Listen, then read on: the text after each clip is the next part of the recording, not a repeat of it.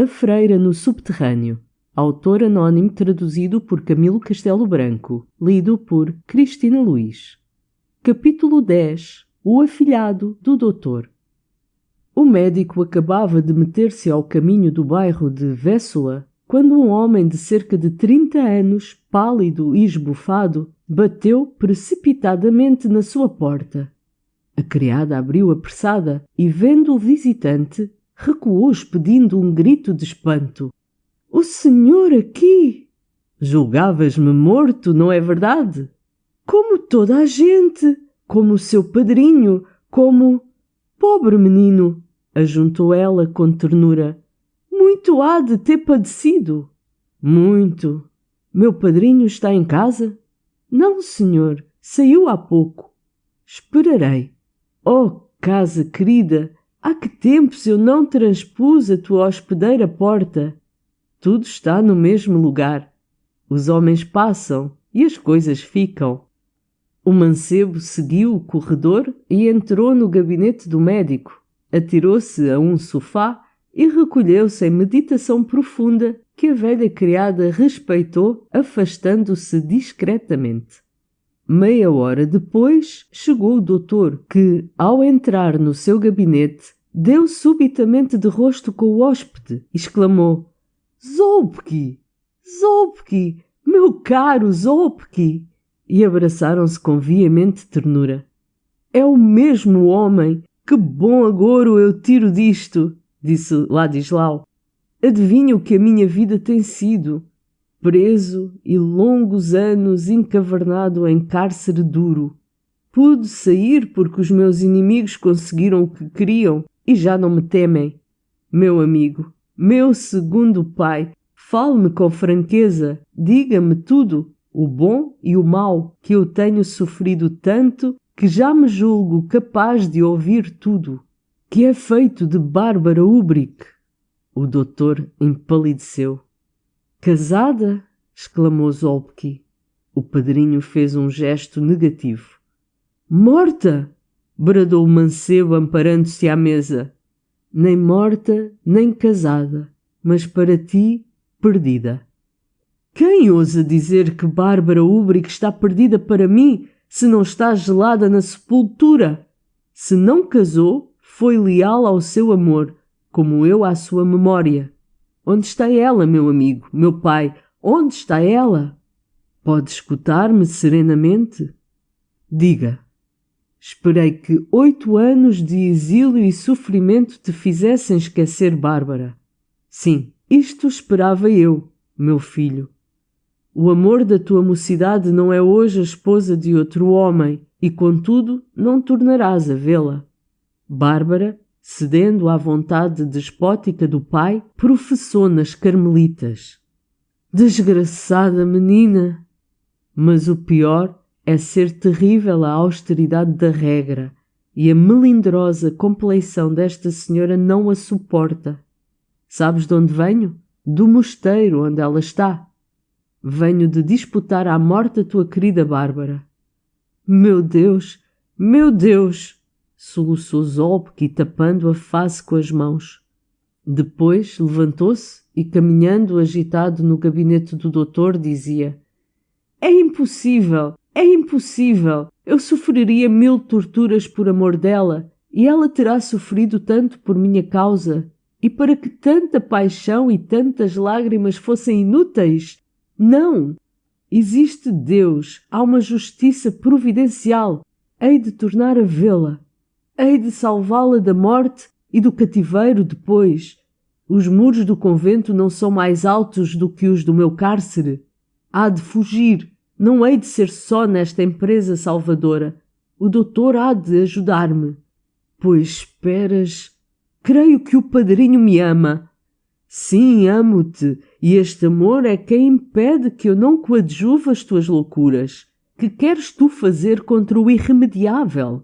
Bárbara está tão inteiramente separada de ti que, ainda que fosses seu irmão, não poderias visitá-la na grade. O sepulcro não é mais inviolável que o seu claustro. O padrinho entra no convento. Como médico. E ela está muito doente? Muito. Pode morrer. Sim, porque não quer viver. E se ela quisesse? Salvá-la ia à mocidade. Graças, graças, meu amigo. É preciso que Bárbara queira viver. É preciso que um vigoroso interesse como a esperança a impulse para a vida. Diga-lhe, como o Cristo, àqueles que levantava da sepultura: ergue-te e caminha. Ela erguer-se-á viva e formosa. Como eu hei de amá-lo, então, adorar-lhe a sua bondade. Vamos, faça o milagre. Basta que lhe diga: existe Zolpki, existe, e ama-a. Mas, meu pobre filho, eu não falo com Bárbara. Não lhe fala? Só nunca. A prelada e outra freira estão sempre ao meu lado, e é impossível que eu diga à doente palavras que elas não ouçam. Mas é preciso que ela saiba. É preciso. Não, disse o doutor com tristeza. Não é preciso. E se queres que eu te diga o que sinto, escuta. Melhor seria para aquela desgraçada senhora que a morte acolhesse nos seus braços maternais, que prolongar-lhe a tristeza dos anos que vão seguir-se. O convento mata Bárbara. Definham-na as sombras dos altos muros, e a tua imagem ainda lhe está no coração. Se eu a salvar da morte, aumento-lhe o martírio. Se tu soubesses, Zolpki, eu vi-lhe nos braços e nos ombros, quando a auscultava, as cicatrizes das recentes feridas. Bárbara dilacera-se com penitências. Isso é horrível. Horrível, mas que fazer-lhe? O meu dever é acalmar-lhe a febre. Porém, sei de sobra que não conseguirei suspender-lhe as pulsações do coração. Fui eu, pois, que a matei. Meu pobre filho, sou fatalista. O que acontece devia acontecer. É a frase do homem resignado, mas eu estou resolvido a lutar, pois pensa que, tendo eu atravessado tantos perigos, me deixarei quebrantar agora por pequenas dificuldades. Se me não auxiliar, chegarei sozinho ao meu fim, ainda que o êxito me haja de custar a vida. Pobre amigo, não estamos em Portugal no tempo das escadas de corda. Há um meio que força os claustros mais rebeldes a franquearem-se. Qual? O fogo, disse tranquilamente o mancebo. Pois serias capaz? De tudo. As chamas me darão Bárbara, que a autoridade da família me roubou e a igreja me nega. Não queres ouvir nada? Nada, se não é algum conselho que me ajude nos meus projetos. Projetos de um louco? Talvez, mas que é o amor senão uma loucura? Entre o crime e o suicídio, escolho. Esta é que é a verdade. Se nada conseguir, fica-me o recurso da morte. O suicídio? Tu? Pois não sabes que eu, ao ver-te agora, pensei que ficarias sendo o meu filho adotivo. Vem para mim. Envelheci na solidão entre os livros da ciência. Tu serás nesta casa o contentamento e a vida. Fica, que eu te amarei e compensarei das saudades do passado. Mas eu amo Bárbara. Então que fazer? Que fazer? Quer-me servir? Não posso faltar à missão de confiança que exerço. O seu primeiro dever é salvá-la. Então que queres de mim? Pouco, disse Ladislau sorrindo. Segundo a sua própria confissão, a ciência nada vale nesta cura. Eu enlouqueço da doença que a mata a ela. O seu mal e o meu é a paixão. Julga-me morto e pensa em morrer para tornar a ver-me. Amanhã, quando for ao convento e a prelada lhe perguntar o que pensa da moléstia, não oculte a gravidade do mal. Tenha a coragem de confessar que nada pode. Farei isso. E depois diga: só o céu faz milagres, e eu ouso propor à reverenda madre um meio infalível. A prelada quererá conhecê-lo. O padrinho mostra-lhe então um pequeno relicário de prata recomendando que a doente o tenha consigo 9 dias. Não duvide que a prioresa lance o relicário ao pescoço de Bárbara e ela será salva. Se é só isso... Só. Consinto. Zolpki abriu o relicário, tirou um embrulhinho de papel amarelido que continha umas quírulas de osso e escreveu 10 linhas em caracteres microscópicos. Depois repôs o papel à volta da relíquia e entregou o relicário ao padrinho. Este, porém, parecia hesitar quando o olhar suplicante de Ladislau conseguiu vencê-lo. Mas, volveu o doutor, se Bárbara estivesse morta para tudo e até para o amor, se recusasse a liberdade que lhe queres dar? Se tal desgraça acontecesse, acabaria a minha fé nela em todas e doravante não haveria mais amor em minha vida. Não se violenta um coração. Bárbara fará o que quiser. Se aceitar, serei feliz. Se recusar, matar-me-ei. O doutor, de seu natural refratário às grandes paixões, olhou para Ladislau com profunda piedade. Depois, diligenciou desviar-lhe o ânimo para outro assunto. Falou-lhe do pai, cujo íntimo amigo havia sido e de quem, na hora extrema, recebera o encargo de proteger-lhe o filho. Serenou assim a primeira perturbação do moço. Durante o jantar, quase que esteve alegre. À noite, contou as suas aventuras. Referiu o modo como o pai de Bárbara o fizera prender, denunciando-o como cúmplice em tentativa contra o imperador da Áustria. O ultraje feito à família Úbrico pelo amoroso rapaz pareceu ao velho digno dos mais atrozes suplícios, dando-lhe, portanto, o direito a vingar-se da sedução moral de sua filha. Os precedentes políticos de Zolpki eram de natureza bem acomodada ao intento do conde. A autoridade lançou mão do conspirador e aferrolhou-o, sem mais averiguações. Úbric, antes de o deixar soltar, queria bem definir a posição da filha. Se ela aceitasse o conde Tolstói, perdoar-lhe-ia, mas Bárbara vestiu o hábito, fez votos e professou sem dar sinais de submissão. Úbric morreu antes de levar ao cabo a empresa da vingança ou de reconsiderar a iniquidade. O governo austríaco deu liberdade a Zolpki à falta de provas, julgando-o bastantemente castigado com a prisão preventiva de 7 anos. Voltara, pois, Ladislau a Cracóvia, febril das recordações amantíssimas da sua querida. Ao saber que ela era freira, balançou entre a consternação e o contentamento. Em verdade, fora-lhe mais fácil varar o peito de um rival que arrancá-la do mosteiro. Um homem é traído mais facilmente que Deus. As esposas do Senhor adulteram mais raras vezes que as dos homens. Ladislau desvelou a noite quase inteira com o padrinho. Fadiga e dor não o impediram de saborear-se nas recordações da perdida mocidade. Quando na antemanhã do seguinte dia o doutor saiu do seu quarto, encontrou já de pé o afilhado. «Quero acompanhá-lo a Véssula», disse o moço. «Não se assuste, que eu ficarei na sege. Desejo ver a casa em que morre a infeliz senhora». Wróblewski, vendo que seriam baldadas todas as advertências, fez um gesto de consentimento. Quando lançava mão do estojo, disse-lhe Zolpki que lhe não esqueça o relicário. Um quarto de hora depois, estavam em frente das paredes negras do Carmelo. O doutor apeou-se.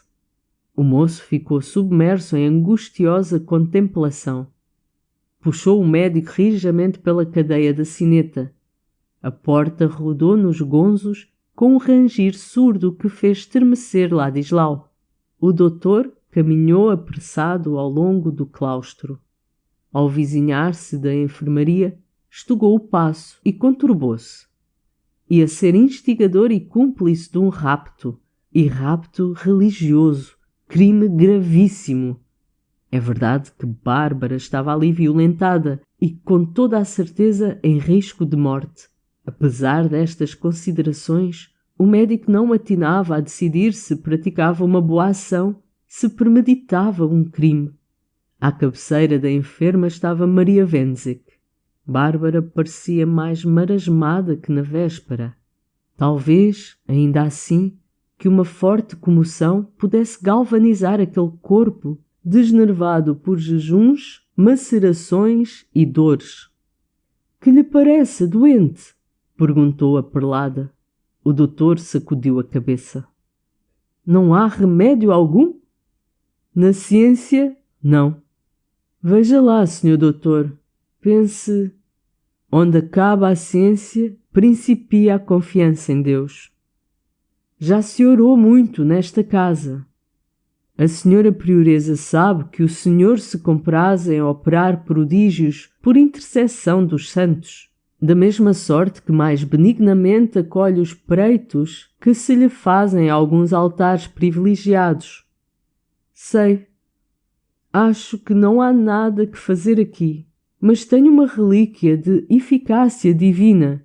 Consinta que eu a lance ao pescoço da doente e esperemos o prodígio impetrado pelas orações da senhora prioresa. Pois não, disse Maria Wenzig. O médico tirou do seio o relicário de prata. A enferma fechara os olhos feridos pela demasia da luz. Wróblewski cingiu-lhe no colo a relíquia e afastou-se com a perlada para o vão de uma janela. Instantes depois, Bárbara expediu um grande brado. A prioresa e o médico acudiram. Cruscavam os olhos da freira sentada na cama, com os lábios pálidos colados no relicário. — Que é isto? Exclamou ela. — Que é isto? Digam-me por piedade. — É a esperança da cura, disse o doutor. É o bálsamo da sua ferida. Descanse, minha senhora, e durma em paz. Em paz, murmurou a doente. Bárbara reclinou-se para as almofadas, com o relicário sobre os beiços. Tem razão, senhor doutor, disse a perlada. As relíquias operam prodígios. Antes de 9 dias, esta freira estará salva. Soror Maria acompanhou o médico que saiu prescrevendo que deixassem a doente completamente sozinha. Saíram todas as freiras da enfermaria. Bárbara sentou-se outra vez na cama. Não sonhava. Aquele relicário bem o conhecia ela. Era uma joia de família que vira ao peito de Zolbki. Porque lhe o dera o doutor, cumpriria a sagrada promessa feita a um moribundo? Ou Zolbki estava em Cracóvia? Era ainda amada? Seria aquela relíquia o testemunho de ser amada ainda? Amada! Então queria viver, queria a grande coragem das vidas desgraçadas. Mas viver para quê, se o não havia de ver jamais? E pensando assim, abriu o relicário. Sobre um tecido de brocado viu umas lascas de osso e o nome de São Marciano, escrito em uma faixazinha circumposta. Bárbara levantou a tira de papel e deu um grito de júbilo. E leu: Vive, ressurge do fundo desse sepulcro e prepara-te para me seguir na noite seguinte ao 9º dia. Estarei à porta do convento das Carmelitas com uma sege e o meu mais fiel amigo. Súbita reanimação aviventou a freira.